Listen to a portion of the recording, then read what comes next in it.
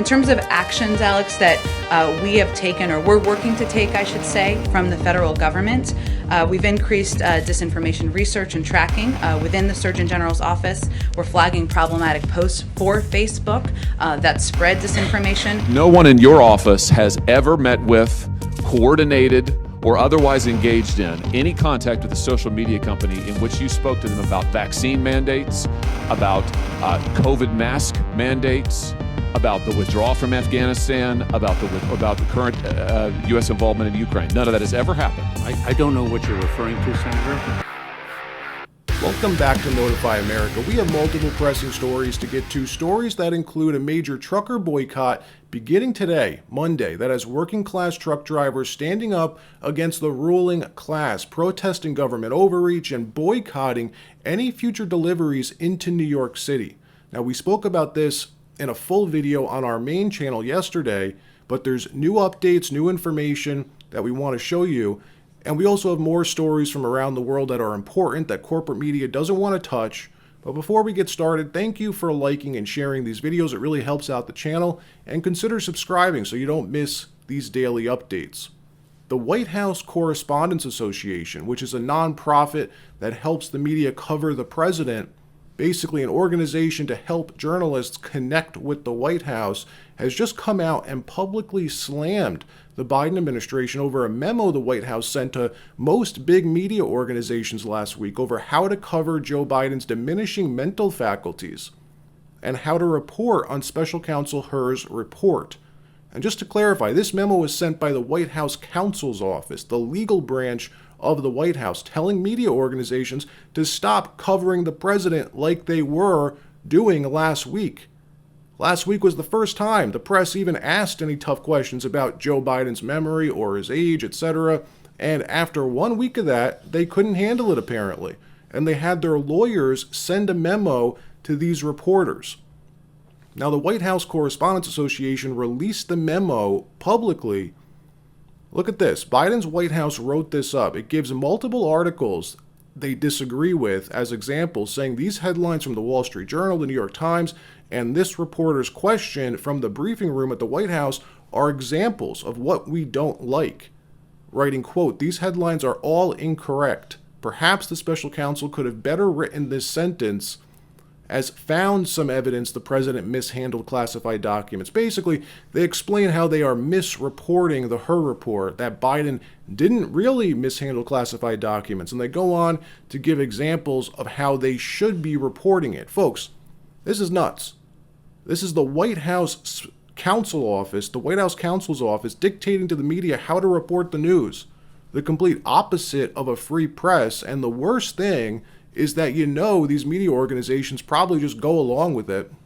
The White House Correspondents Association released a statement saying this, quote, "The WHCA does not, cannot, and will not serve as a repository for the government's views of what's in the news," unquote. Which, to be honest, is pretty harsh coming from them, considering how they usually do whatever the White House tells them. Have you ever wondered, by the way, how all corporate news always manages to say exactly the same thing, the same talking points, like they get a memo each morning? In another story, since we're talking about freedom of the press, 35 law professors have signed on to a letter requesting the release of Julian Assange. The letter was penned for Attorney General Merrick Garland. It goes on to say, quote, "We respectfully urge you to uphold the First Amendment and drop all Espionage Act charges against Julian Assange," unquote. Now, journalism in the U.S. and really the entire Western world has fallen to such a low point, as we all know, that today in the U.S., the most important journalist of our generation is currently rotting away in prison. And not one media organization appears to care. This is all after an enormous cache of secret documents that he released, that Assange released back in 2010, which revealed a major crime. What the U.S. government was really doing in Iraq, part of the documents was footage of an Apache helicopter or multiple Apache helicopters mowing down a group of civilians. And included in that group were 2 Reuters journalists. So you'd think the media would care a bit more, right? Well, that video was just the start of Assange's problems. It's what outed the U.S. government originally, caught them lying red-handed after the Pentagon had said that the video didn't exist, yet Assange proved it did. Then a few years later, he did it again. During the 2016 presidential campaign, we all know what happened there, him proving just how corrupt one of the leading political parties really is after releasing that trove of emails from DNC servers, including emails from some of the highest members of the Democratic Party. Now, the DNC claimed the emails were hacked by the Russian government, even though we know that they weren't. But most importantly, those emails showed what the DNC did to prop up Hillary Clinton and push down Bernie Sanders. And that was the moment. That was what flipped corporate media against Assange. Wow, this has deep meaning also for me personally, because I was in Washington at headquarters when the entire intelligence community was wrestling with what to do with Julian Assange and WikiLeaks, and the great debate about whether we should even treat them as a foreign power, that they were doing that much damage to us. So what's the significance?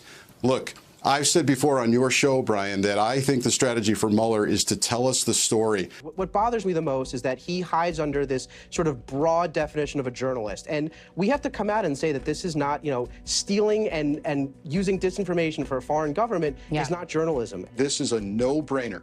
This guy, Julian Assange, directed and led an organization that led to the largest breach of classified information in U.S. history.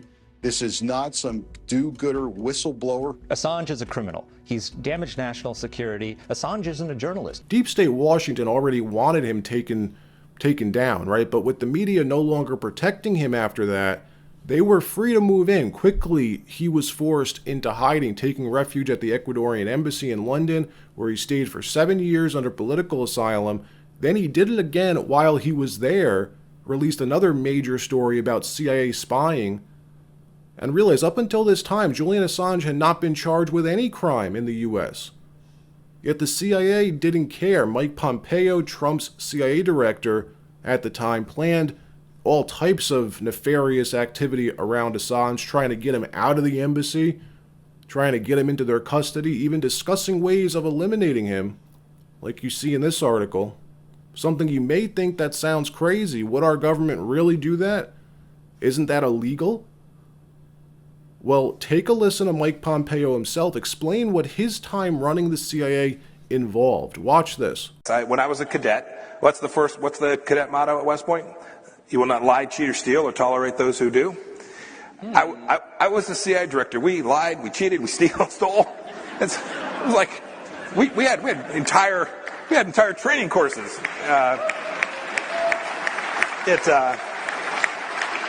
It reminds you of the glory of the American experiment. Yet for some reason, Mike Pompeo is still free. He's able to walk around without a worry in the world, while Julian Assange rots away in prison for the crime of offending the CIA. Right now, Julian Assange is being held in a Belmarsh prison, one of the worst prisons in the United Kingdom, wasting away for the last 4 years, waiting to be sent back to the United States for the crime of espionage. A crime that's, by the way, flat out unconstitutional. Many legal scholars say that. May not even be successful in prosecuting it here. Which may be the whole point. In my opinion, they don't appear to actually want to try him for espionage. Instead, they want to set an example. Let the world watch as Julian rots away in prison, hopefully never to make it back to the U.S., all for the crime of conducting real journalism, exposing real corruption, acting as the most successful journalist in our generation, and his colleagues in the press could care less. Every presidential candidate should be asked if they would pardon Assange or not. We already know where Biden sits. He's had the chance for the last 3 years to pardon him and could care less. Donald Trump, on the other hand, was close to pardoning him in his last few weeks in the White House before Mitch McConnell pressured him out of doing it. From what I hear, he won't make that mistake again, Trump.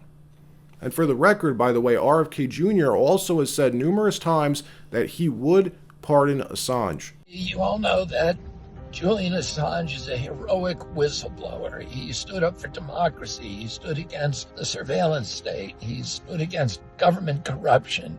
He's battled for all of our freedoms, and he made the tremendous sacrifice where he now is jailed and faces life imprisonment and extradition to the United States. The urgency to pardon him cannot wait. It can't wait till I become president. We need to get it done now. Please sign the petition urging President Biden to immediately pardon Julian Assange. Thank you all very much. In another story, a massive trucker boycott has been organized on social media over the weekend, which is supposed to begin today on Monday. Truckers from around the country have been vowing on social media that they will not accept any loads destined for the island of New York. They're protesting government overreach and weaponization of our court systems after Donald Trump was railroaded in a New York court last week and not granted a jury trial. Instead, the Judge Engoron, made himself the sole decider and punisher in the case, in which he ruled Trump is liable for overinflating the value of his properties and fined him $360-something million. We spoke about this last episode in a full video on the RJ Talks channel, but there's been some updates since yesterday. It appears the boycott is catching steam and worrying New York officials, as the governor of New York came out yesterday and said New Yorkers shouldn't worry about any of this. Don't worry about the Trump ruling. Businesses are safe in New York, she said. Real estate investors and developers are safe. Don't worry. We're not coming after you, she said. Apparently, only Trump gets to be treated like a second-class citizen. Well, that's not good enough, Governor Hochul. You need to overturn the decision and pardon Donald Trump. Show the country you believe what was done to him was wrong and that you don't support that type of weaponization in your state. Now, will she do that? No, absolutely not. And because of that, truckers are once again banding together to save their country. Here's the original video from a trucker named Chicago One Ray that kicked all this into motion. This video has been seen tens of millions of times now. Watch this. Hey folks, your old pal Chicago Ray. I've been on the radio talking to drivers for about the last hour 15 minutes. And I'm talking to at least 10 drivers going the other way. I'm heading down from Southern Wisconsin. And they're going to start refusing loads in New York City starting on Monday. All right? I got about 3 drivers that I drive with. They already vibrated the boss and told them they ain't going to New York City.